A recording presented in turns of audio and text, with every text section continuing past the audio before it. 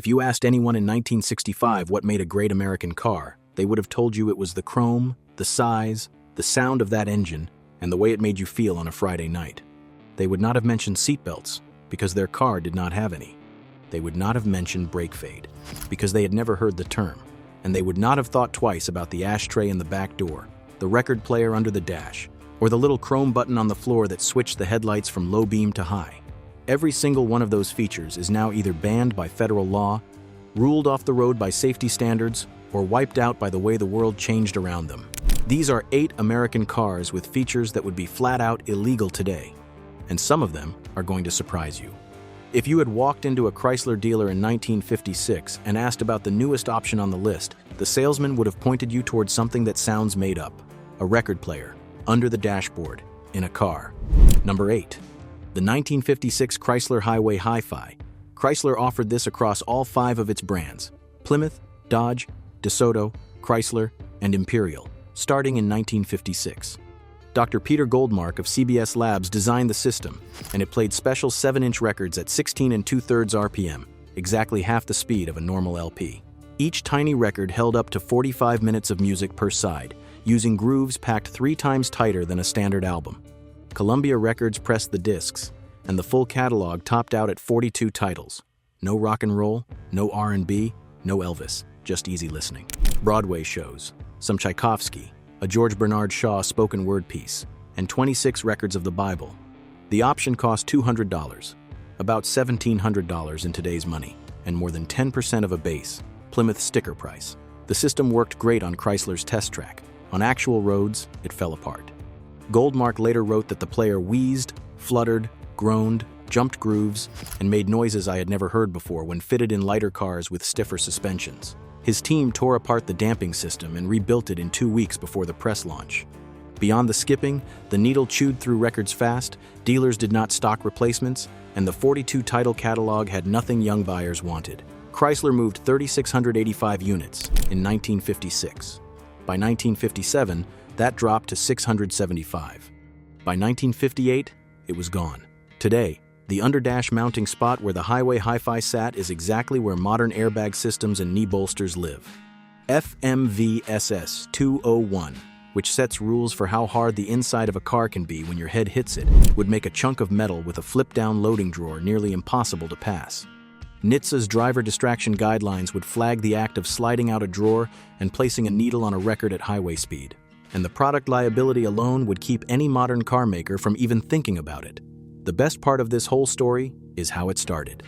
Goldmark's young son asked him in the car one day, "Dad, why don't they have adventure stories on the radio? Something you can put on yourself." Goldmark could not let the question go. He built the entire system because his kid wanted something to listen to on a road trip, and that is far from the only feature from this era that would raise eyebrows today. Number 7. Factory ashtrays in every door. By the late 1940s, ashtrays and cigarette lighters came standard in nearly every American car, and not just one. A 1965 Chrysler had at least 5 ashtrays, 2 in the dash tray plus 3 in the rear seat. A 1979 Cadillac Coupe de Ville came with 4 ashtrays and 4 lighters. A 1990 Mercedes 500E, the one Porsche helped build, packed 3 rear seat ashtrays and 0 cup holders. And then there's this one. A 1983 Chevrolet Caprice wagon had ashtrays built into the side panels of the rear-facing third-row seat, the seat made for children. In 1983, no federal rule ever banned ashtrays. They disappeared because America stopped smoking, because buyers wanted cup holders instead, and because car makers wanted to save the money. The 1994 Chrysler Cirrus and Dodge Stratus became the first mass-market American cars sold without a standard ashtray. The ashtray hole became a pop-out cup holder. The lighter socket got a rubber plug. The 2011 Lincoln Town Car holds the title of last American car with a standard factory ashtray on its spec sheet. When Ford dropped it in August of that year, an era quietly ended. Now, from something tucked inside every door to something bolted to the front bumper that you could see from a block away. Number 6. The 1953 to 1956 Cadillac Series 62. In the early 1950s, GM's Vice President of Design, Harley Earl, shaped the Cadillac's front bumper guards into cone-shaped chrome points meant to look like artillery shells. Earl invented the tail fin and the concept car, and he believed a Cadillac should look like it was moving even when it was parked. The bumper guards suggested speed and force. sleek, pointed, and pure Cadillac. The American public, however, saw a very different likeness and right away nicknamed them Dagmars, after Virginia Ruth Egner, a curvy television star on NBC's Broadway open house known for cone-shaped outfits and low necklines. Egner was said to be amused. Those stiff chrome points hit their biggest form on the 1953 through 1955 models, and they are exactly the kind of sticking-out body part that modern safety rules for people on foot now ban. Starting with the 1968 model year, federal rules banned fixed, stiff, jutting hood ornaments and body pieces on new cars. The Dagmars also fail 49 CFR Part 581, the federal bumper standard, because they focus crash forces at small spots rather than spreading them across a surface that soaks up energy. By 1957, Cadillac knew they had gone too far. The new models shrank the points and tipped them with black rubber caps. The car press called them pasties. Clean peak Dagmar Cadillacs from 1953 to 1955 now sell for $50,000 to over $150,000, partly because of the very design piece that would get them turned away by rulemakers today. From a feature you could see to one you could only feel with your left foot. Number 5. The floor-mounted headlight dimmer switch. If you are over 50, you remember this. A small metal dome about 3/4 of an inch across, poking up through the carpet near your left foot. You pressed it with your toe, heard a solid click, and the headlight switched from low beam to high beam. Press it again, back to low. 3 wires, no computer chips, no relays. A replacement cost $6 to $10 and took 15 minutes with a screwdriver. The floor dimmer showed up in 1927 and stayed for over 60 years. Most GM cars moved to the steering column stalk by the late 1970s. Ford passenger cars switched around 1978 to 1980. Ford trucks held out the longest. The 1991 Ford F-Series is the most commonly named last vehicle with a floor dimmer as standard. Here is what surprises people. Washington never told car makers to move the dimmer off the floor. FMVSS 108, which covers headlights and lighting systems, talks about a beam selector switch but says nothing about where it has to be. The floor dimmer disappeared for 3 reasons that had nothing to do with regulation. Front-wheel drive cars shrank the footwell until there was barely room for your feet, let alone a switch. Multi-use column stalks cost less, and the column stalk let you flash your high beams with a quick pull, something the floor button could not do. A 1954 Buick with a manual gearbox had the brake pedal, clutch pedal, gas pedal, parking brake, dimmer switch, and a floor-mounted radio selector all on the floor. Even a pipe organ player does not have that many pedals, and the floor dimmer's number one enemy? Rust. The switch sat at floor level where road, salt, snow, and tracked-in water attacked it every winter. One owner's 1980 Dodge Aspen had the floor rust clean through at the dimmer switch spot. The government mostly left these small features alone. What comes next is a case where Washington actually stepped in and stopped something. Number 4. The 85-mile-per-hour speedometer mandate. On September 1st, 1979, a federal rule called FMVSS 127 forced every speedometer in every car sold in America to top out at 85 miles per hour. The number 55 had to appear bigger than any other speed on the dial, because that was the national speed limit under the 1974 Emergency Highway Energy Conservation Act. Think about what that meant in real life. A 1980 Chevrolet Corvette with a 350 cubic inch V8 that could hit 130 miles per hour had a speedometer that stopped at 85. A 1981 Pontiac Trans Am with the 4.9-liter turbo engine, same thing. Porsche 928s, sold in America, had 85-mile-per-hour speedometers on cars that could do 150 without breaking a sweat.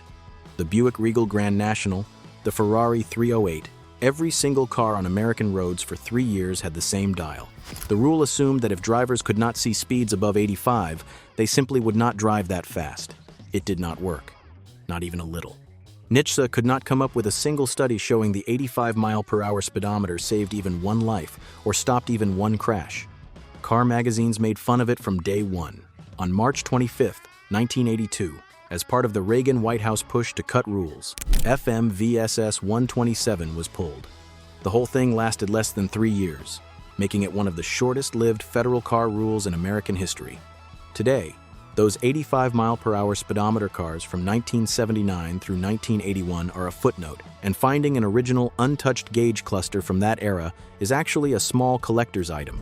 If you're finding this interesting, hit subscribe. I cover the stories behind America's most important classic cars every week, the kind of details you won't find anywhere else. All right. From a rule that tried to slow cars down on paper to a problem that showed up the moment you hit the brake pedal. Number 3. 500 horsepower with four-wheel drum brakes. The gap between power and stopping ability in mid-century American cars should keep you up at night. The 1955 Chrysler C300 became the first American production car to make 300 horsepower, paired with completely standard, basic drum brakes. By 1957, the Chrysler 300C pushed to 390 horsepower from the legendary 392 Hemi. Still, nothing but four-wheel drums. The 1964 Pontiac GTO, the car that kicked off the muscle car era, rolled out with 9.5-inch drum brakes, the same brakes you could get on a 6-cylinder Tempest sedan.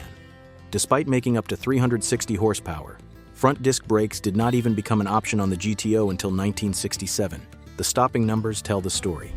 A 1964 Ford Thunderbird with drum brakes needed 174 feet to stop from 60 miles per hour. After 2 hard stops from 80, the brakes faded almost completely. Typical 1960s drum brake muscle cars needed 170 to over 200 feet from 60. A modern Mustang GT stops from 60 in about 90 feet. The old cars needed more than double that distance. And after 10 hard stops in a row, drum brakes lose over 100 feet of stopping power compared to discs.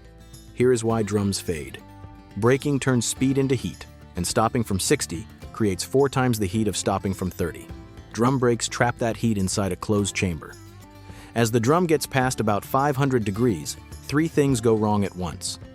The drum stretches outward away from the brake shoes, opening the gap wider. Gases from the overheated lining create a slippery layer that cuts grip, and the friction material itself loses its bite. Disc brakes fix all 3 problems because the rotor sits open to the air on both sides and pushes toward the pads instead of away. No federal rule has ever said you must use disc brakes. FMVSS 135, which took effect in 2000, sets stopping distance limits and includes a fade test with repeated hard stops. A drum-only system might pass the single cold stop. The fade test is where it would almost certainly fail. The rules do not name the technology. They just set the bar high enough that only discs can clear it. Number 2. No seatbelts. Nash Motors offered seatbelts as a factory option in 1949, fitting them into about 40,000 cars. Buyers asked dealers to take them out. Only about 1,000 customers actually kept them. The common belief at the time held that you were safer being thrown clear of a wreck. Seatbelts did not become required in all new American cars until January 1st. 1968, under FMVSS 208 and FMVSS 209, put in place by the National Traffic and Motor Vehicle Safety Act of 1966. And even after they showed up in every new car, almost nobody wore them. As late as 1980, a full 12 years after belts came standard, only 11% of Americans actually buckled up. Usage did not hit 50% until 1990. The most interesting person in this story is Robert McNamara. Before he became Secretary of Defense, McNamara joined Ford as one of the whiz kids in 1946. He studied crash data, decided cars were dangerous, and pushed Ford to offer the 1956 Lifeguard Safety Package. It included a crash cushioning steering wheel, double grip door latches, and a breakaway mirror, as standard on every 1956 Ford, at no extra cost. Optional seat belts cost $5 per set. An optional padded dashboard with padded sun visors cost $18. Ford sold these below cost and staged demos, dropping eggs onto padded dashboards from ladders. The eggs bounced without cracking.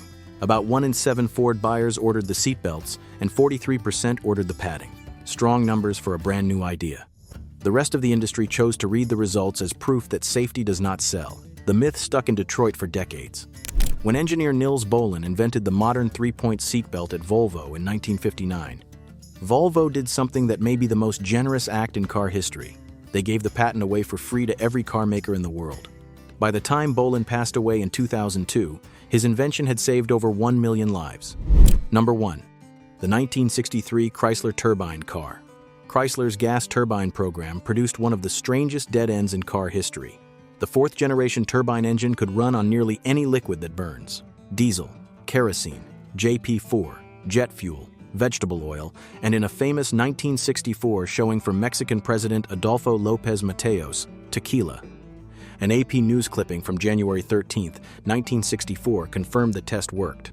Jay Leno, who owns one of the 9 surviving turbine cars, has said the engine also runs on Chanel No. 5 perfume. The turbine put out nearly zero carbon monoxide, zero unburned hydrocarbons, and zero raw carbon at the tailpipe, cleaner than any piston engine of its time by a wide gap. The weak spot came down to nitrogen oxides. Turbine engines burn fuel at steady temperatures between 1700 and 2500 degrees, which are perfect conditions for nitrogen oxide to form. The Chrysler turbine could not meet the nitrogen oxide limits set by the 1970 Clean Air Act, and modern EPA Tier 3 standards would turn it down flat. Chrysler built 55 turbine cars, 5 test versions and 50 for a public loaner program that stands as one of the boldest buyer tests in car history. 203 drivers, picked from over 30,000 people who applied, each drove a turbine car for 3 months at no cost. Housewives drove them to the grocery store. Retirees took them on cross-country road trips. Everyday Americans drove a car with a jet engine to pick up the kids from school. The fleet covered over 1.1 million miles with only 4% downtime. Drivers loved the smooth, shake-free power and the fact that the engine never stalled, never needed a tune-up, and fired right up in any weather. The exhaust note sounded like a small jet on the runway. All but 9 were crushed after the program ended, said to be a condition of the government loan deal that helped save Chrysler in 1979. The surviving 9 sit in museums and private collections. Jay Leno owns one. The Peterson Museum in Los Angeles has one. The most recent private sale, through dealer Hyman Limited in March 2021, closed in under 24 hours for a price described only as easily into 7 figures. They cannot be built again under any current federal standard. Every car on this list marks a moment when the way Americans built and drove their cars changed for good. The record player lost to the 8-track, then the cassette, then the CD, then the phone in your pocket. The ashtrays gave way to cup holders. The floor dimmer moved to the steering column. The drum brakes could not keep up with the horsepower. The seatbelts went from rejected to required to the reason a million people are still alive. And the turbine car, which 203 everyday Americans proved actually worked, got crushed because of one stubborn chemical reaction and one corporate bailout. In 1956, Chrysler promised buyers they could operate the highway hi-fi with complete safety, no need to take your eyes from the road. 69 years later, we have touchscreens the size of laptops in our dashboards. The rules changed. The thinking did not change as much as we like to believe. If you want to see another story like this, the video on screen right now covers a car so secret that Chevrolet pretended it never existed. Click it.